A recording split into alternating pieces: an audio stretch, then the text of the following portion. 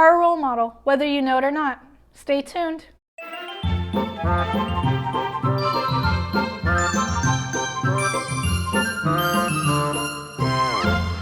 Hey sitters, thanks for joining me. Welcome back. I am talking to you about how you are a role model for the kids that you babysit. When it comes to what I wear, I do set a dress code. This isn't a suit and tie. It's not a dress, a fancy dress, but it's also not this. This is, as you can tell, lower cut. I tend to wear something that I'm comfortable in, but a higher neckline. This is an example of something I would not wear babysitting. When I bend over, they can see straight down my shirt. So this one would be out. You can go out in it for date nights, whatever, out and about. But when it comes to babysitting, you want to make sure that you are wearing stuff that you're comfortable in, like I said, to play and stuff with the kids, bend over, whatnot, but not too revealing either. That goes for your bottoms as well. No booty shorts, obviously. But ripped jeans are okay, stuff like that. That's fun if that's your style, but nothing too revealing. Next on my list is your language. I grew up in a household that never did this. I didn't know what the words meant until I was already in middle school. So it's really easy for me to hold back on these words, but no cursing. I would find this is the number one rule. Or this is also grounds for being fired. If I came home and knew my child learned a curse word from one of my babysitters, they'd be gone. Not able to babysit for me again. With no cursing, I would also say your tone. Be careful how you speak to the kids. Try and be positive. You don't want to be like we say, a Debbie Downer in the household. We like to keep positive. And then also with that, jokes. I know a lot of adults, I do it, I joke around, but kids don't always take jokes as a joke. They take them seriously.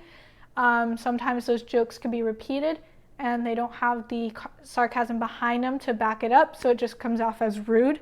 And that's another one that I try not to do. Or if I do, it's a knock-knock joke or stuff like that. So sarcasm, I dial it down when I'm with the kids. I know I'm on my phone all the time, but when it comes to babysitting, I try and tend to stay off my phone until the kids are asleep, or if they're having their tech time, I'll have my tech time, and I try to stay off as much as possible. You're there for the kid, give them your full attention. They need it and they want it. They want you to play with them. They want you to engage with them. They want you to play board games or go outside and fly a kite and stuff like that. So go do it. Stay off your phone. I would say I pull out my phone once in a while, take pictures of the kids when we're doing fun, creative stuff, or if they're having a great time, to send them to mom and dad and say, hey, checking in, we're having a fun, whatever. So for some stuff like that. But overall, I usually wait until the kids are to bed to be on my phone. This is one I think about all the time. But when I talk to other babysitters, it's something that they don't really think about, your social media. So as parents, they tend to look you up on all your social media platforms. It's like a regular business. I know business owners who look into their clients or their employees' social media to see what they're posting and how their business looks. It's the same goes for babysitting. If you're posting inappropriate photos or skimpy photos, or I tend to not post anything about my political views on anything, anywhere, because it can turn away clients. So be aware of what you put on your social media. And then along with that, if you're like me, I babysit in the same neighborhood I live in, and I see people everywhere. I tend to see them in the grocery store. I tend to see them on the road driving, so stuff like that. So when you're out and about, be mindful of what you say, who you're talking about. When you're on the streets, be careful of how you're driving. I drive kids around all the time, so when I'm on the streets and I'm driving with no kids, I don't want to be reckless, because if I come across a family in the car next to me and they're watching me drive reckless and they're thinking, she drives my kids around. If she drives like this when nobody's watching, then how is she driving with my kid?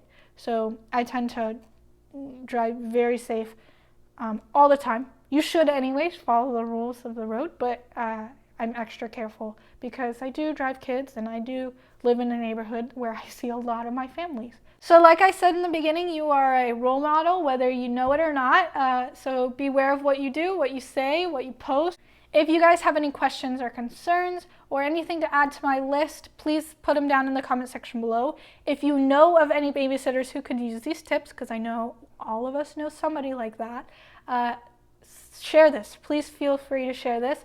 If you're new, hit the subscribe button and the bell notification. You'll get notified every time I upload. Thanks for joining me. See you next week.